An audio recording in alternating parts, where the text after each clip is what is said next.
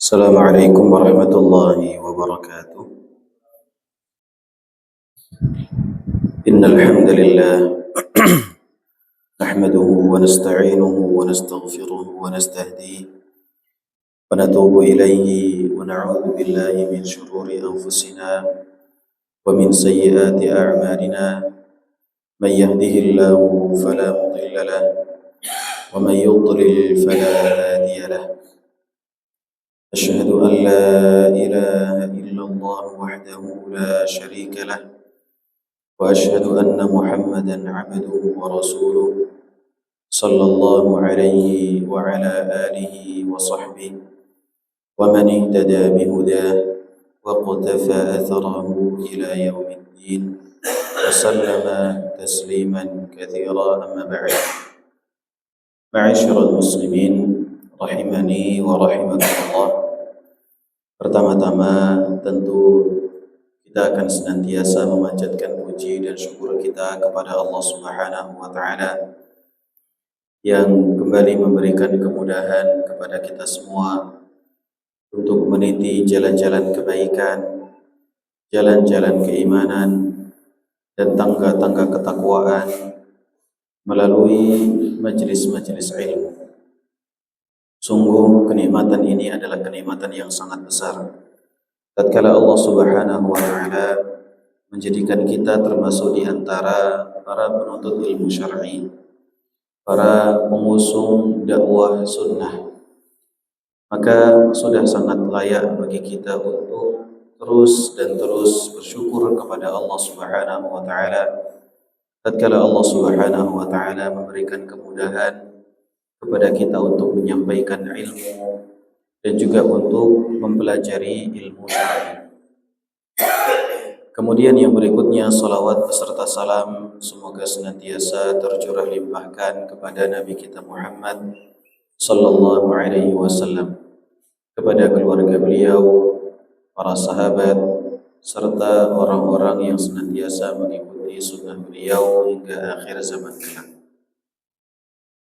Ma'asyiral muslimin rahimani wa rahimakumullah. Pada kesempatan pagi yang penuh dengan keberkahan ini, kita akan sama-sama membahas tentang sebuah tema, salah satu di antara tema yang sangat penting untuk kita kaji bersama, yaitu yang berkaitan dengan menjaga keturunan dalam menghadapi badai ujian. Ma'asyiral muslimin rahimani wa rahimakumullah. Jika ada yang bertanya, kenapa kita diharuskan untuk menjaga keturunan kita, menjaga anak kita, menjaga putra-putri kita dari berbagai macam fitnah dan ujian? Kenapa kita harus menjaga mereka? Jawabannya dua. Yang pertama, karena anak merupakan aset besar yang dimiliki oleh orang tua.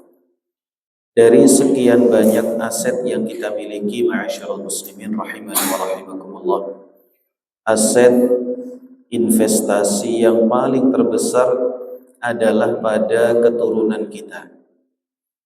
Kalaulah kita memiliki harta, kita memiliki kendaraan, kita memiliki rumah, kita memiliki tanah, kita memiliki perkakas dalam kehidupan rumah tangga kita, kemudian kita berusaha merawatnya, kita berusaha menjaganya, bagaimana caranya supaya tetap awet, bagaimana caranya supaya tetap bagus.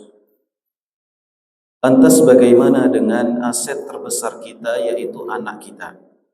Semua aset-aset yang kita miliki di kehidupan dunia ini, selama digunakan di dalam perkara-perkara yang mubah, maka tidak akan memberikan efek kebaikan kepada kita untuk perkara akhirat kita, selama penggunaannya hanya fokus pada perkara yang mubah. Aset kita di dunia seperti mobil kita, kemudian kendaraan kita yang lainnya, rumah kita, tanah kita, kebun yang kita miliki, hanya terbatas pada perkara dunia saja. selama sekali lagi tidak ada sangkut pautnya dengan urusan akhirat, hanya terbatas pada dunia saja. Sedangkan anak kita, ma'asyiral muslimin rahimani wa rahimakumullah, salah satu di antara aset terbesar yang bisa membantu kita untuk selamat di dalam beratnya ujian kelak di padang mahsyar. Dalam sebuah hadis yang masyhur yang kita ketahui, Nabi SAW mengatakan, "Idza matal insan inqata'a anhu 'amaluhu illa min thalath." Apabila seseorang itu telah meninggal dunia, apabila seorang itu wafat, apabila kita meninggal dunia, maka inqata'a anhu 'amaluhu, amalan-amalannya itu akan terputus darinya. Dia tidak akan bisa lagi mengerjakan salat, tidak akan bisa lagi membaca Al-Quran, tidak akan bisa lagi bersedekah. Bahkan harta yang dia miliki sudah berpindah kepemilikan. Tidak lagi dia memiliki harta setelah dia menyandang gelar sebagai seorang jenazah. Semuanya itu akan terputus. Illa min thalath, kecuali dari 3 pintu, kata Nabi SAW. Illa min sadaqatin jariyah. Yang pertama, dari sedekah yang terus menerus mengalir pahalanya untuk kita. Kita membuat sebuah sumur, kemudian sumur itu digunakan untuk banyak orang. Selama sumur itu dimanfaatkan, maka pahalanya akan mengalir untuk kita. Kita mewakafkan mushaf, kita letakkan di masjid, atau kita berikan kepada para penuntut ilmu. Selama mushaf itu dibaca, dimanfaatkan, maka kita akan mendapatkan pahalanya meskipun kita sudah berada di alam barzakh. Kemudian yang kedua, au ilmin yuntafa'u bih, atau ilmu yang dimanfaatkan. Kita sebagai sosok orang yang memiliki ilmu, kita ajarkan, kita sampaikan kepada anak kita. Kita ajari dia Al-Fatihah, kita ajari dia sholat, kita ajari dia berwudu, kita ajari dia tata krama. Atau kita sampaikan kepada murid kita. Kita ajari murid kita baca Al-Quran, kita simak hafalannya, kita berikan arahan, kita bimbing dengan ilmu yang kita miliki. Selama ilmu itu dimanfaatkan oleh anak kita, selama ilmu itu dimanfaatkan oleh peserta didik kita, selama ilmu dimanfaatkan oleh teman kita, maka meskipun kita sudah meninggal dunia, kita akan tetap mendapatkan transferan pahala dari ibadah yang kita tinggalkan tadi. Dan yang terakhir, kata Nabi SAW, awwaladin salihin yad'u lah. Yang ketiga, aset berharga kita untuk kehidupan kita setelah meninggal dunia adalah anak soleh yang mendoakan kebaikan untuk kedua orang tuanya. Ma'asyiral muslimin rahimani wa rahimakumullah. Anak yang soleh, anak yang solehah adalah anak yang benar-benar mengetahui tentang tanggung jawab dia sebagai seorang anak. Dalam hadis tadi, Nabi SAW menyebut istilah anak yang soleh, yang mendoakan untuk kedua orang tuanya. Tatkala orang tuanya meninggal dunia, kemudian anak itu soleh, dia akan ingat tentang jasa dari kedua orang tuanya. Dia akan mendoakan kepada kedua orang tuanya, akan memintakan ampun, bahkan mungkin akan bersedekah atas nama kedua orang tuanya. Bagaimana kalau anak itu tidak soleh tapi mendoakan untuk kedua orang tuanya? Apakah doa itu akan sampai kepada orang tuanya? Tentu iya. Dan ini dulu pernah kami tanyakan kepada salah satu dari guru kami, Syekh Abdullah Al-Minkabu, salah seorang di antara ulama yang saat ini beliau masih hidup. Beliau salah satu keturunan dari Minangkabau. Tatkala kami tanyakan, wahai Syekh, kalau anak itu soleh mendoakan kedua orang tuanya, tentu akan bermanfaat untuk orang tuanya. Lantas bagaimana kalau anak itu tidak soleh? Apakah doanya juga akan dikabulkan? sampai dan bermanfaat untuk kedua orang tuanya? Kata beliau, iya, akan bermanfaat. Itu adalah jawaban dari beliau, hafizahullah ta'ala. Jadi kalau anak itu tidak soleh berdoa, anak itu tidak soleh bersedekah, wakaf untuk orang tuanya, akan sampai pahalanya kepada kedua orang tuanya. Namun pertanyaannya, ma'asyiral muslimin rahimani wa rahimakumullah, soleh dengan tidak soleh sama-sama sampai. Pertanyaannya adalah, siapa yang paling istiqomah untuk memperhatikan kondisi kedua orang tuanya? Orang soleh dan orang soleh sama-sama akan mendoakan kedua orang tuanya. Tapi siapa di antara keduanya yang paling ikhlas untuk mendoakan kedua orang tuanya? Siapa yang paling mendasari ibadah untuk kedua orang tuanya berdasarkan ilmu? Siapa dari keduanya, anak yang soleh dan tidak soleh, paling istiqomah untuk berbuat baik kepada kedua orang tuanya setelah keduanya meninggal dunia? Tentu anak yang soleh. Maka kalau kita mendidik anak kita, kita menjaga putra-putri kita, sehingga tatkala kita meninggal dunia, menjadikan anak kita itu soleh, maka yang paling beruntung adalah kita. Karena itu investasi terbesar kita setelah kita meninggal dunia. Pahala kebaikan yang dilakukan oleh anak akan sampai kepada kita. Ini alasan yang pertama, ma'asyiral muslimin rahimani wa rahimakumullah. Yang kedua, ma'asyiral muslimin, kenapa kita itu perlu menjaga putra-putri kita, anak kita setelah kita meninggal dunia? Yang kedua adalah untuk sebagai jaminan penjagaan dari Allah untuk putra-putri kita. Ma'asyiral muslimin rahimani wa rahimakumullah. Pernahkah kita melihat anak-anak yatim? Anak-anak yang ditinggal wafat oleh bapaknya. Siapa orang yang mau membelainya? Siapa orang yang mau memperhatikannya, menjaga dia kalau dia sakit, melindungi dia kalau dia dizalimi, memenuhi kebutuhan kehidupannya? Tentu tidak ada.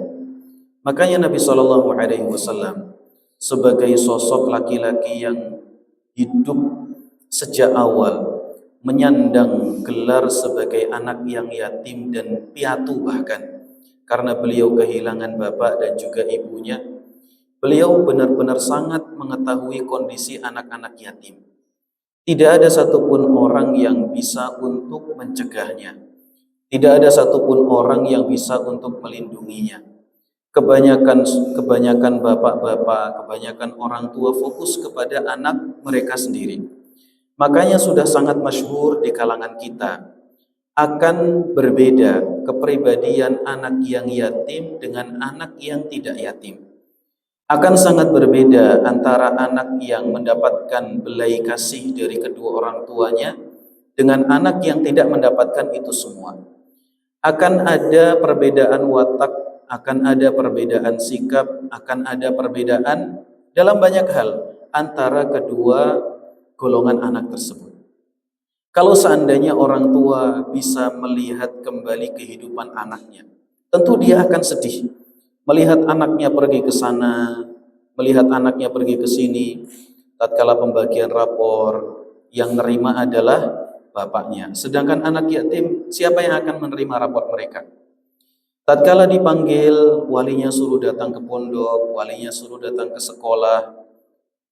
Anak yatim bingung, siapa yang akan datang untuk memenuhi panggilan tersebut? Tidak ada. Karena memang kehidupan dia, kehidupan yang tidak ada orang tuanya. Maka dalam kondisi semacam itu, ma'asyiral muslimin rahimani wa rahimakumullah, salah satu cara orang tua untuk memiliki jaminan agar anaknya memiliki penjagaan dari Allah Subhanahu wa taala, keturunannya dijaga oleh Allah Subhanahu wa taala, anaknya laki-laki ataupun perempuan mendapatkan penjagaan yang maksimal, Caranya adalah bagaimana supaya kedua orang tuanya itu benar-benar menjadikan anak itu sebagai anak yang saleh. Kemudian yang ketiga, ma'asyiral muslimin rahimani wa rahimakumullah, kenapa kita harus menjaga keturunan kita dari berbagai macam fitnah dan ujian? Jawabannya adalah karena hal tersebut sudah menjadi kewajiban untuk kita semua.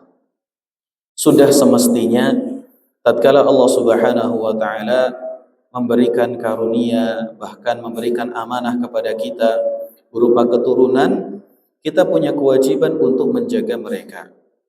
Anak itu adalah nikmat dan anak itu adalah ujian. Dari satu sisi dia adalah karunia, di sisi yang lain dia adalah ujian. Allah Subhanahu wa taala mengatakan, wa amdadnakum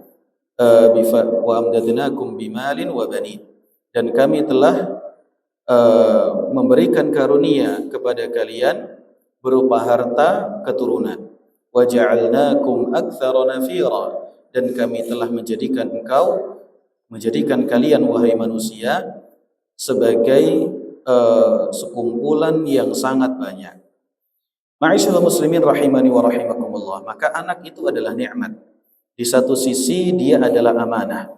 Ada tanggung jawab yang harus ditunaikan oleh kedua orang tua terhadap putra-putrinya. Dan salah satu di antaranya adalah menjaga keturunan tersebut dari berbagai macam fitnah.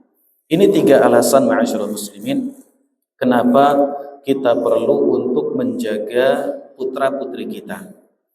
Kemudian yang berikutnya adalah yang akan kita jaga, yaitu putra-putri kita dari berbagai macam bentuk fitnah.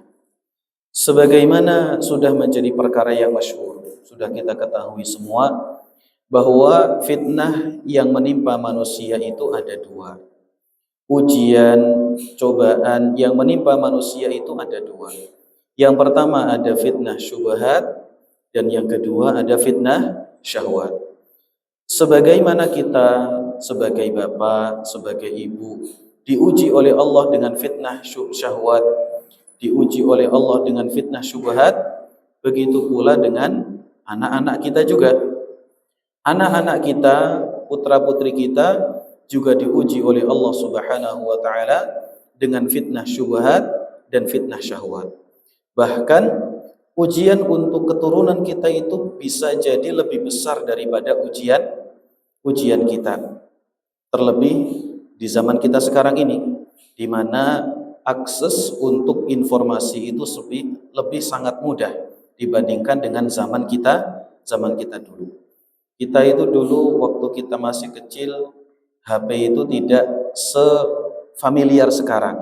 Gitu ya. Kalau zaman dulu bahkan mungkin kita kalau mau nelpon itu harus ke wartel khusus, bayar duit, mengeluarkan uang receh terlebih dahulu, baru kemudian kita bisa nelpon. Untuk kirim surat mungkin kita bisa menggunakan telegram ya, atau telegram. Itu baru kita bisa untuk komunikasi atau mengirim surat lewat pos.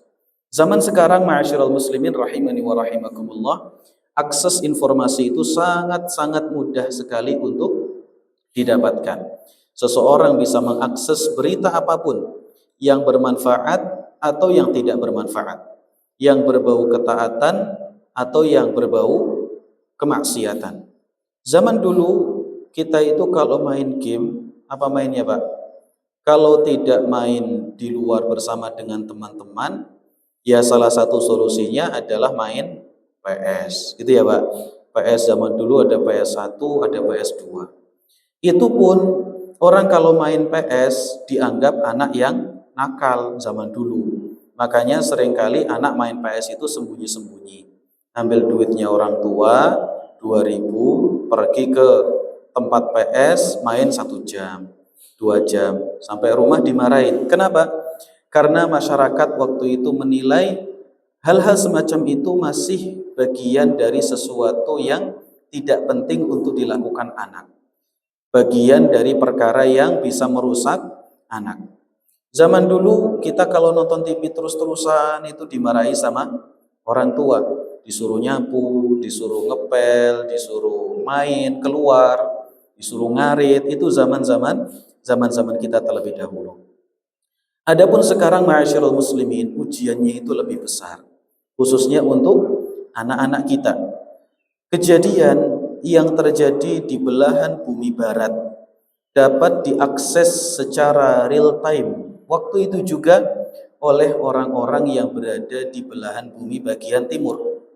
Orang-orang yang berada di timur, dia dapat mengetahui secara real time kejadian yang terjadi di belahan bumi bagian barat. Bagi orang yang bisa menggunakan akses informasi dan komunikasi ini dengan baik, maka itu akan menjadi sumber kebaikan untuk dia. Namun yang terjadi, ma'asyiral muslimin rahimani wa rahimakumullah, betapa banyak hari ini anak-anak kita yang justru tidak bisa memanfaatkan dengan baik akses tersebut. Bahkan justru menjadi pintu masuknya mereka ke dalam berbagai macam jurang kemaksiatan. Ya, melihat tontonan yang tidak diperkenankan, mendengarkan musik, kemudian melakukan perkara-perkara yang tidak diperkenankan secara hukum syar'i. Ya, kalau zaman dulu orang yang judi itu harus apa, Pak? Harus punya modal besar. Ya, kemudian dianggap belum lumrah. Ya, tidak seperti zaman kita sekarang ini.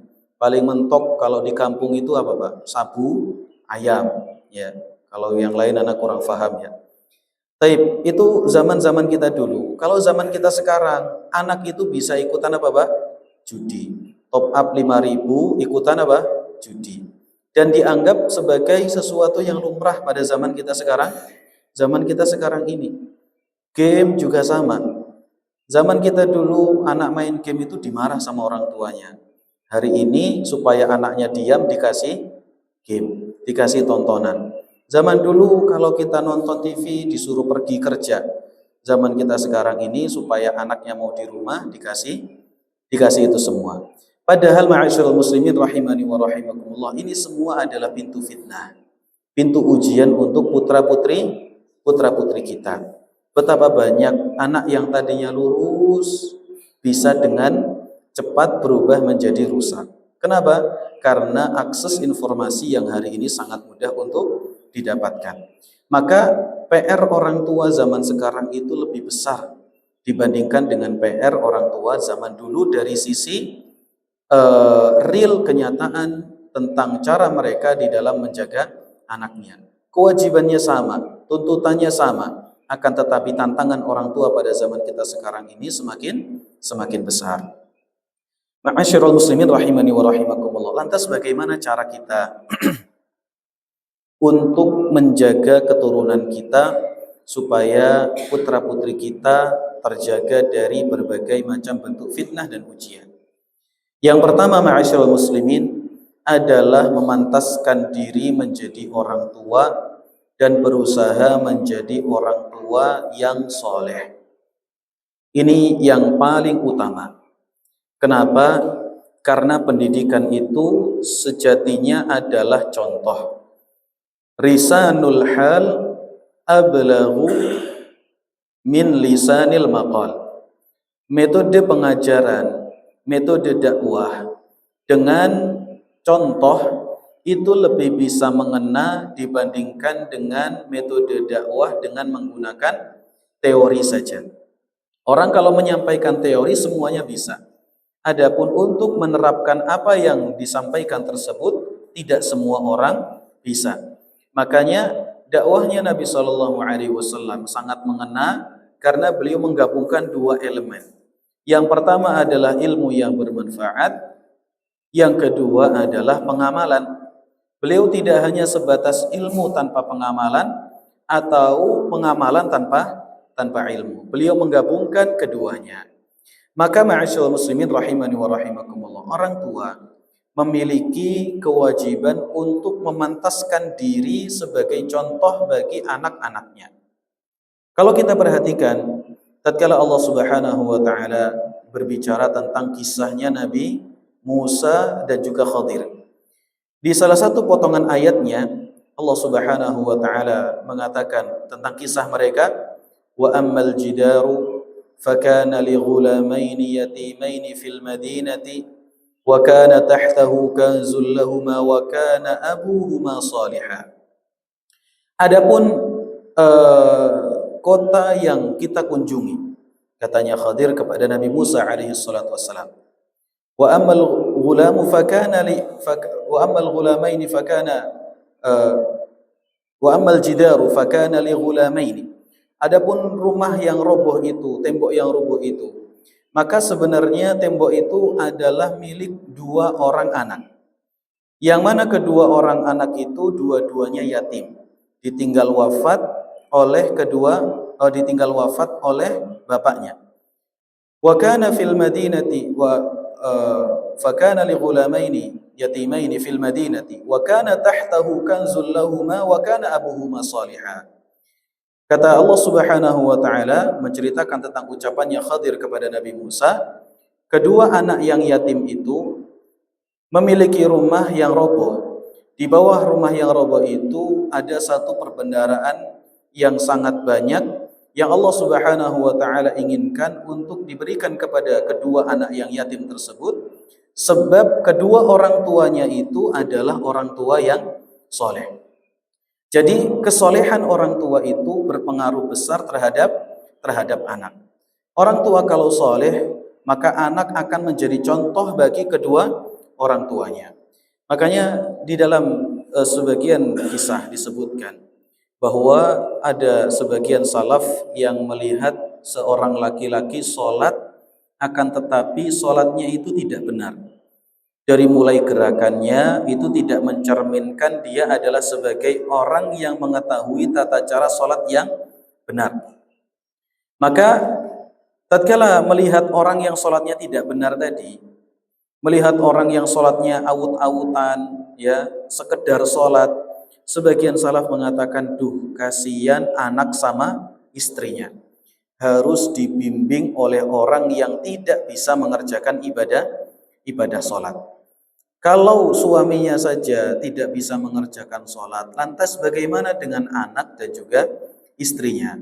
Maka dalam kehidupan rumah tangga, tatkala kita ingin mendidik, menjaga putra-putri kita dari berbagai macam bentuk fitnah, yang pertama kali harus kita lakukan adalah memantaskan diri kita sebagai seorang bapak, memantaskan diri kita sebagai seorang ibu untuk menjadi orang tua yang saleh dan juga salihah, bisa menjadi qudwah, bisa menjadi contoh untuk putra-putrinya.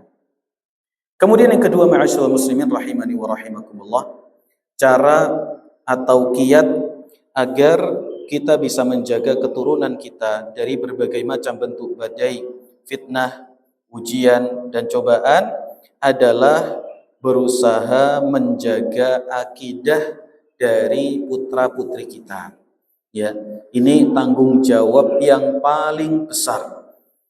Setelah seorang bapak, seorang ibu berusaha menjadi orang tua yang saleh dan salihah, keduanya memiliki tanggung jawab yang besar, yaitu mengawal akidah dari putra-putrinya. Nabi SAW mengatakan, ma min mauludin illa yuladu 'alal fitrah. Tidak ada satupun anak melainkan dia dilahirkan di atas kondisi fitrah, mengakui tentang ketuhanan Allah Subhanahu wa taala, condong kepada tauhid dan tidak ada kecondongan sedikit pun kepada kesyirikan. Kemudian Nabi SAW mengatakan, fa abawahu yuhawwidanihi aw yunassiranihi aw yumajjisanihi. Lantas setelah anak itu lahir dalam kondisi fitrah, maka disitulah letak dan juga peran orang tua. Ada orang tua itu yang anaknya lahir dalam kondisi fitrah, tapi ternyata dirubah oleh keduanya menjadi orang-orang Yahudi, dirubah menjadi orang-orang Nasrani, dan juga dirubah menjadi orang-orang Majusi. Ini semua ma'asyiral muslimin adalah peran dari orang tua. Anak itu lurus, setelah ketemu sama orang tuanya malah jadi bengkok.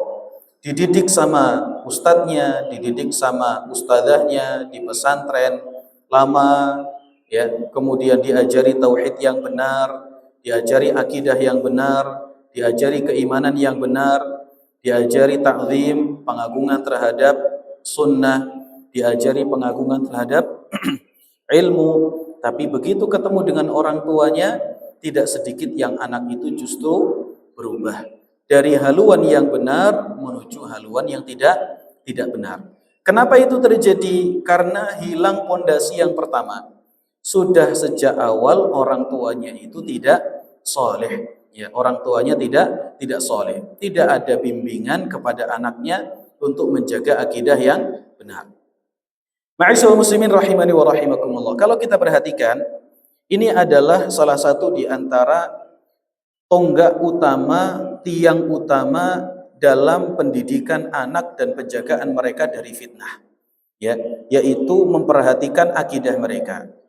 Oleh karena itu kalau kita perhatikan para nabi terdahulu, tatkala mereka itu masih hidup, semasa hidupnya mereka, bahkan tatkala mereka menjelang wafat, di antara yang mereka wasiatkan itu adalah tentang perkara tauhid kepada putra-putri mereka, kepada anak-anak mereka. Allah Subhanahu wa taala mengatakan, "Am kuntum syuhada'a idh hadara Ya'qub al-maut idh qala li banihi ma ta'buduna min ba'di." Kata Allah Subhanahu wa taala, apakah kalian itu hadir, ikut menyaksikan tatkala Ya'qub dalam kondisi naza', dalam kondisi menjelang wafatnya, sudah mau meninggal dunia, ya. Nabi Ya'qub putra dari Nabi Ishak putra dari Nabi Ibrahim alaihi salatu wassalam, ya, ini yang kemudian menjadi silsilah Nabi. Nabi Yusuf punya bapak Nabi Ya'qub, punya bapak Nabi Ishak punya bapak Nabi Ibrahim. Inilah yang dikatakan oleh Nabi SAW, Nabiyyun Karim, Ibnu Nabiyyin Karim, Ibnu Nabiyyin Karim, Ibnu Nabiyyin Karim. Ada seorang Nabi yang mulia, putra dari Nabi yang mulia, putra dari Nabi yang mulia, putra dari Nabi yang mulia. Jadi bapak, anak, cucu, cicit semuanya adalah apa? Adalah Nabi. Katanya Allah Subhanahu wa taala, tidakkah kalian hadir?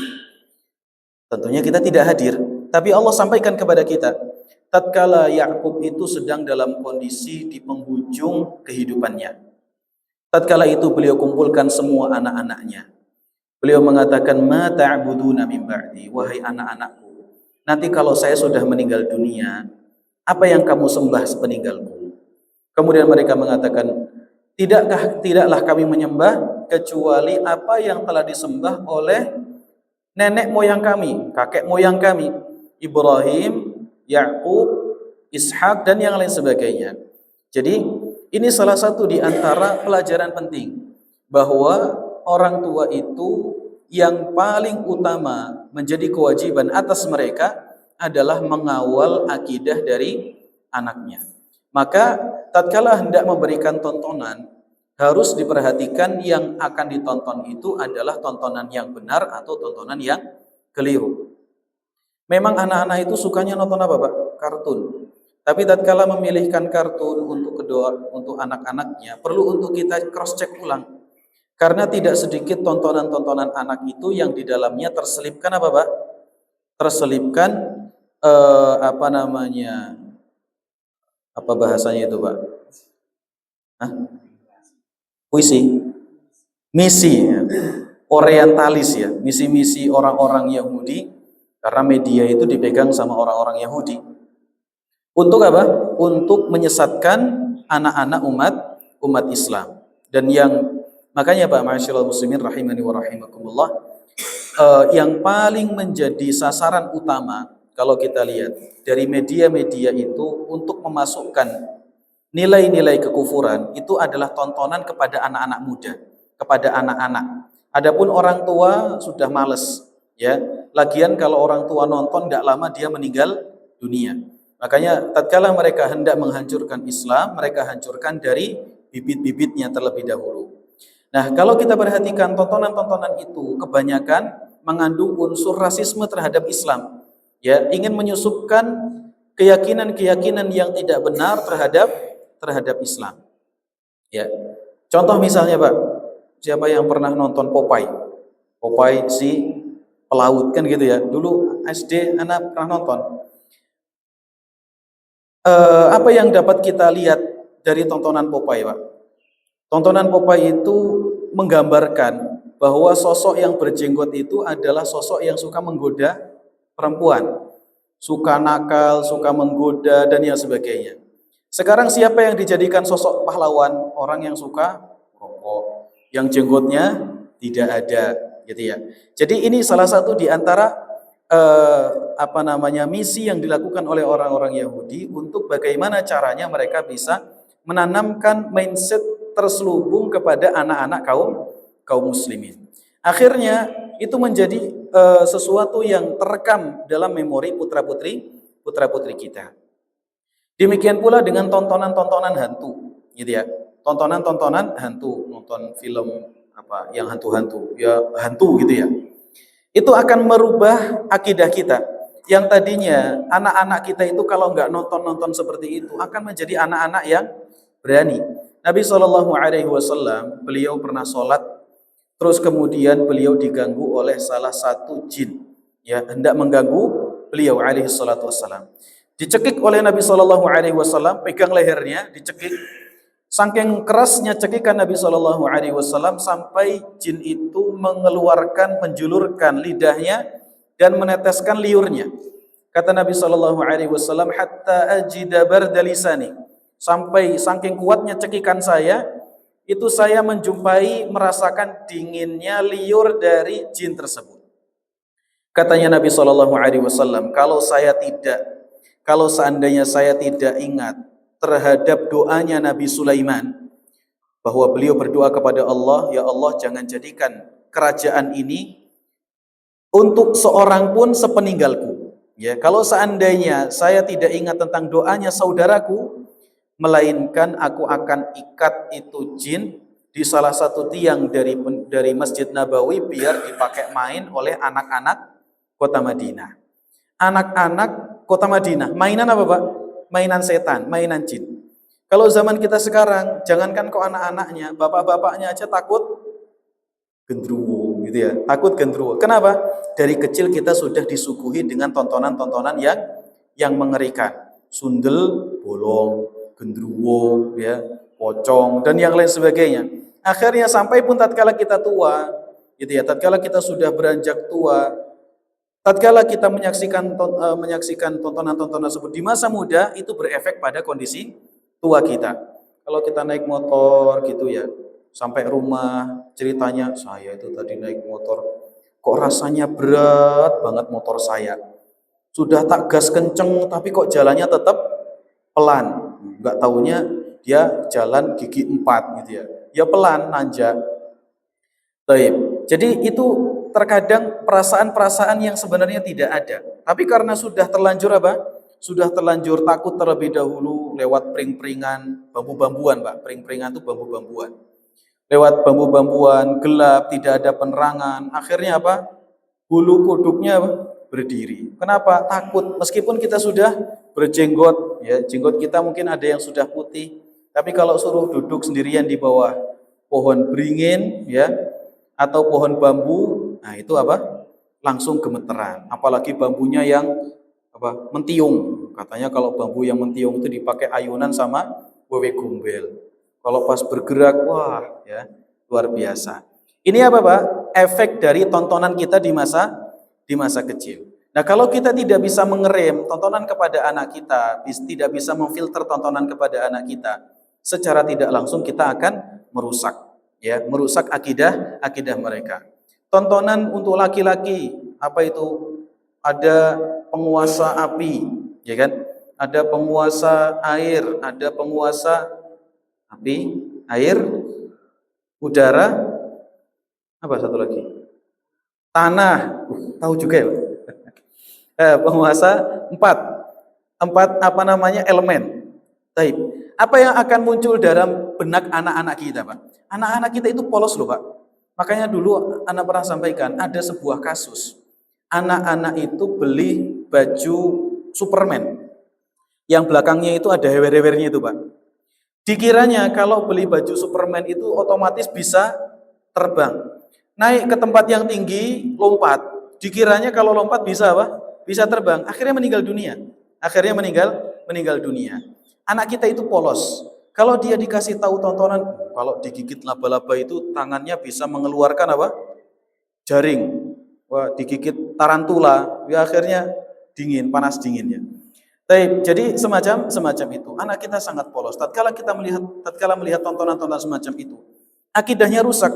Akhirnya dia berpikir bahwa memang di dunia ini ada orang yang bisa mengendalikan angin, mengendalikan tanah, mengendalikan api, mengendalikan air, ya. Itu adalah salah satu di antara bentuk kesyirikan di dalam tauhid rububiyah, ya, tauhid rububiyah. Anak-anak yang suka nonton apa? Barbie gitu ya.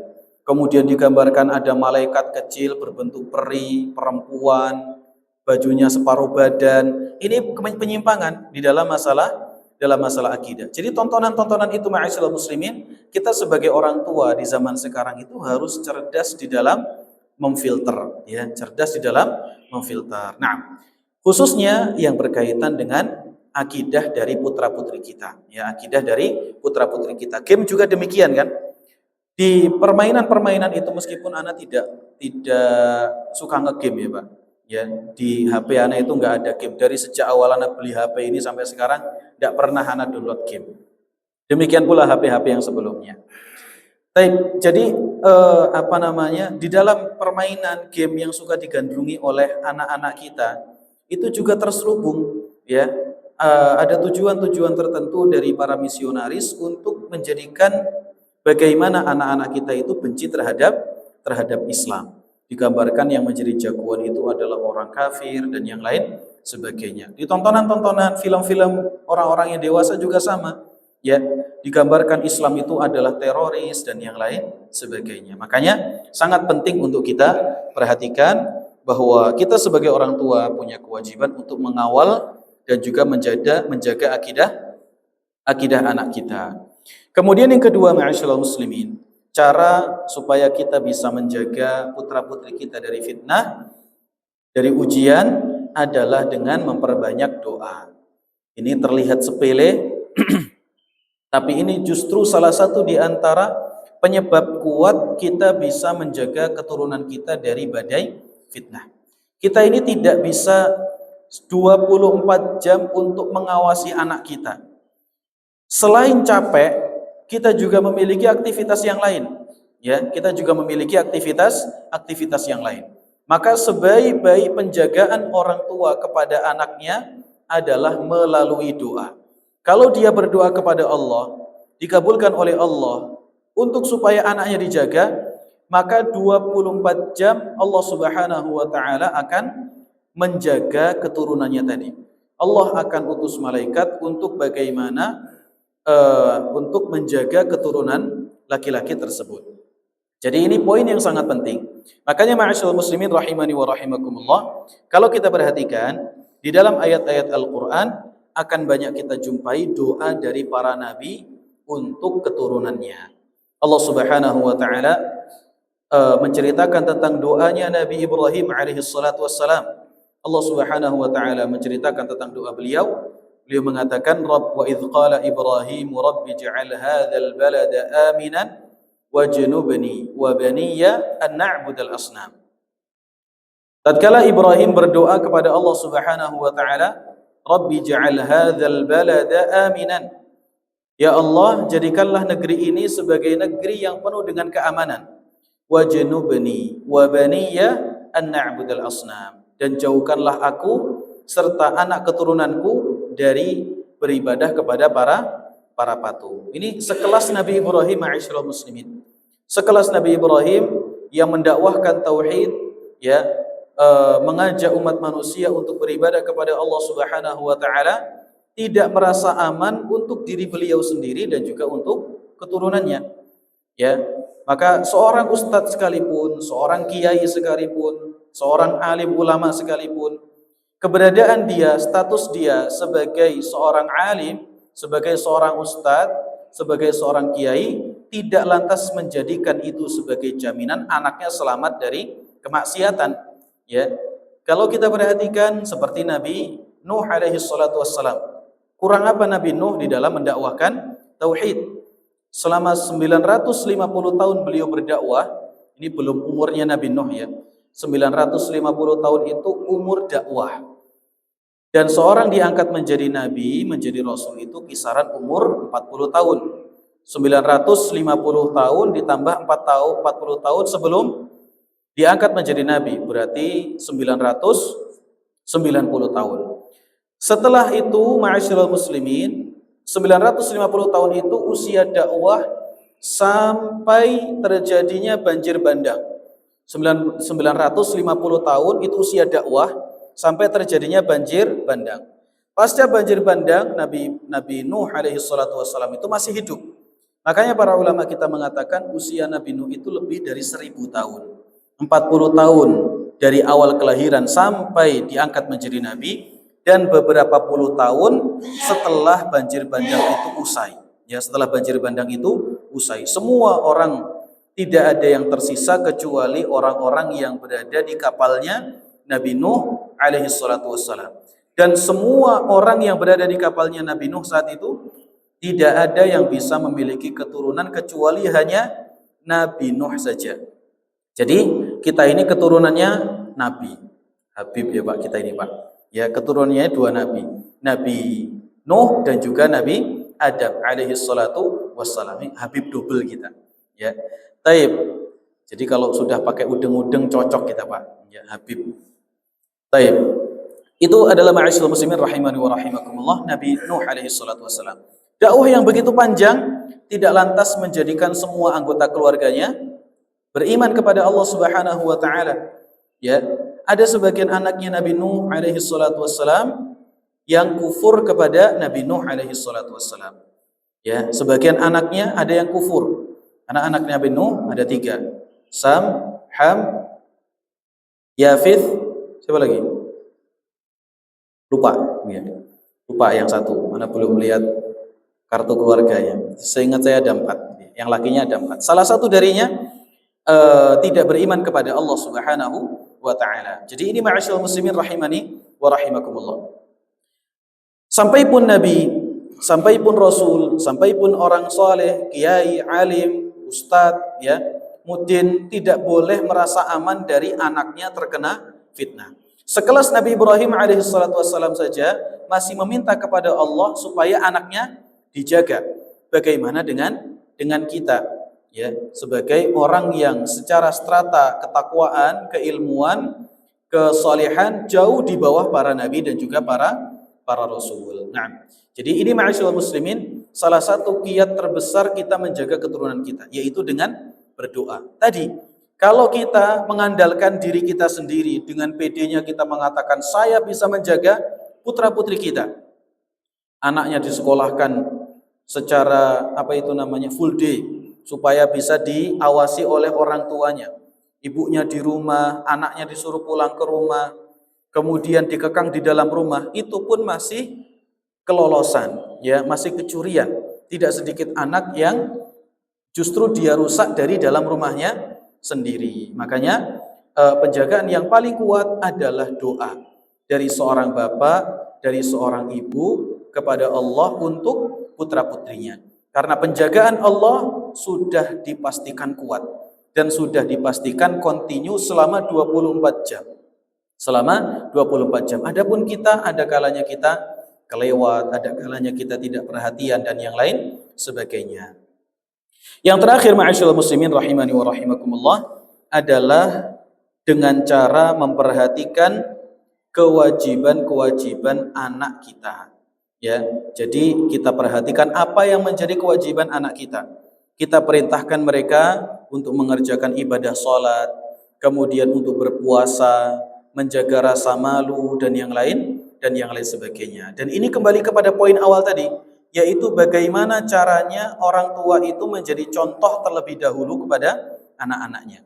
Jangan sampai bapaknya nongkrong, ongkang-ongkang sambil ngopi, makan gorengan, nonton bola, ngoprak-ngoprak anaknya suruh pergi ke masjid. Oh no, pergi ke masjid Bapak tak ngerampung nih apa? Nonton bola. Ngelihat ngabisin tontonan bola terlebih dahulu. Tidak bisa. Anak akan mengikuti orang tuanya. Anaknya suruh pakai jilbab, suruh pakai cadar, suruh pakai pakaian yang tertutup, ibunya joget. Apa itu Pak namanya? TikTokan. Kira-kira kalau bapaknya tidak sholat, ibunya TikTokan, apa yang terjadi pada anaknya? Anaknya yang menggabungkan keduanya, yo ora sholat, yo TikTokan, gitu ya. Ngikuti bapak, ngikuti ibu. Bapaknya omongannya saru, omongannya kasar, apa yang terjadi pada anaknya? Sama. Tidak akan ada unsur kesopanan di dalam pembicaraan. Anaknya, ibunya, bapaknya dan ibunya seringkali melakukan kemaksiatan. Kalau di rumah suka karaokean bareng, ya. Kalau di rumah suka melakukan kemaksiatan bareng, anak laki-lakinya ngelihat bapaknya main judi, gitu ya. Lihat ibunya melakukan A, B, C dan yang lain sebagainya. Apa yang terjadi dengan anaknya? Yang terjadi adalah anaknya akan mengikuti apa yang dilakukan oleh kedua orang tuanya, ya. Apa yang dilakukan oleh kedua orang tuanya. Nah, jadi itu ma'asyiral muslimin rahimani wa rahimakumullah. Apalagi kalau formatnya adalah bentuk kemaksiatan. Pernah dikisahkan ada seorang laki-laki itu yang diseret sama anaknya. Seorang bapak diseret sama anaknya. Diseret. Ini anak durhaka kepada bapaknya. Bapaknya diseret sampai di suatu tempat, bapaknya bilang begini sama anaknya. Nak, sudah nak, sampai sini saja. Karena dulu bapakmu ini nyeret kakekmu juga sampai sini. Subhanallah. Karena dulu bapakmu ini nyeret kakekmu juga batasnya sampai sini aja. Maka sekarang kamu nyeret saya sampai sini juga. Ini apa Pak? Ini adalah efek dari kelakuan kita sendiri sebagai seorang bapak yang ditiru oleh putra-putri kita. Makanya menjaga hak Allah Subhanahu wa taala terhadap anak, memperhatikan sholatnya, menjaga auratnya, menjaga tutur katanya, bicaranya dan yang lain sebagainya itu dimulai dari orang tuanya terlebih dahulu. Allah Subhanahu wa taala berfirman tentang Nabi Ismail alaihi salatu wassalam. Beliau mengatakan, "Wadhkur fil kitabi Ismail innahu kana shadiqal wa'di wa kana rasulan nabiyya." Wahai Muhammad, sampaikanlah kisah tentang Ismail. Sesungguhnya Ismail itu adalah shadiqal wa'di, adalah seorang laki-laki yang jujur kalau dia memiliki janji. Wa kana rasulan nabiyya, dan dia adalah seorang rasul sekaligus sebagai seorang nabi.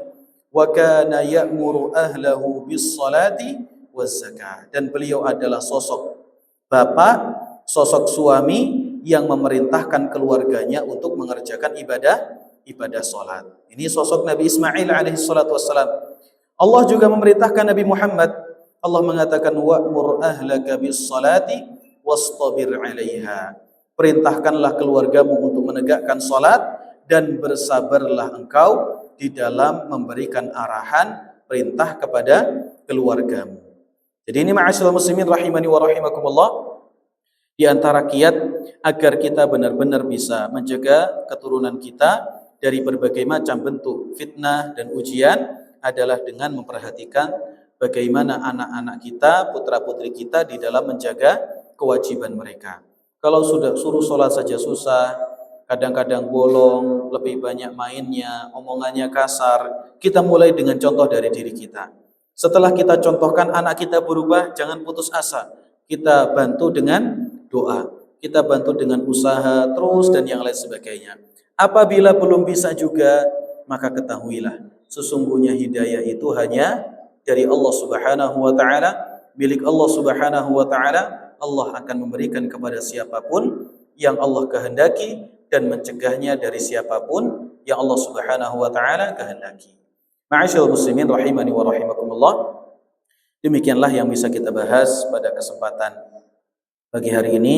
Semoga Allah Subhanahu wa taala memberikan ilmu yang bermanfaat kepada kita semua, memberikan keberkahan kepada kehidupan kita, kepada harta kita, kepada istri kita, kepada anak kita, dan semoga keluarga kita adalah keluarga yang diberikan rahmat oleh Allah Subhanahu wa taala, bersambung sampai dengan surganya Allah Subhanahu wa taala. Sebelum kita tutup, kami ingin mengucapkan banyak terima kasih khususnya kepada teman-teman yang ada di kepengurusan Masjid Al-I'tisam. Semoga masjid ini Allah Subhanahu wa taala berikan kemudahan untuk dimakmurkan, diberikan keberkahan, diberikan keistiqomahan kepada teman-teman yang mengurus di sini, dan semoga Allah Subhanahu wa taala meramaikan tempat ini dan menjadikan tempat ini adalah salah satu di antara sarana dakwah yang bisa dinikmati oleh banyak kaum muslimin ke depannya. Kesabaran adalah salah satu di antara kunci utama. Ditambah dengan rasa tawakal, kemudian disusul dengan doa dan juga usaha menjadi salah satu di antara perkara penting yang layak untuk kita persiapkan tatkala kita mulai babat alas, tatkala kita memulai dakwah di tempat-tempat semacam ini. Terus berdoa kepada Allah, semoga Allah Subhanahu wa taala memberikan kemudahan kepada kita semua. Kami ucapkan terima kasih yang sudah memberikan waktu kepada kami untuk menyampaikan ilmu, karena sejatinya izin untuk menyampaikan ilmu itu salah satu di antara nikmat yang besar. Nabi sallallahu alaihi wasallam pada masa dahulu untuk bisa berdakwah saja sulit. Hari ini kami diberikan izin untuk menyampaikan ilmu, maka ini adalah salah satu kebaikan yang terbesar. Semoga Allah Subhanahu wa taala membalas kita semua. Kita cukupkan sampai di sini pertemuan kita. Semoga Allah Subhanahu wa taala perkenankan kita untuk kembali bertemu pada waktu-waktu yang lainnya. Kita tutup. Wassallallahu wasallama ala nabiyyina Muhammad. Subhanakallahumma wa bihamdika asyhadu an la ilaha illa anta astaghfiruka wa atubu ilaik. Wassalamualaikum warahmatullahi wabarakatuh.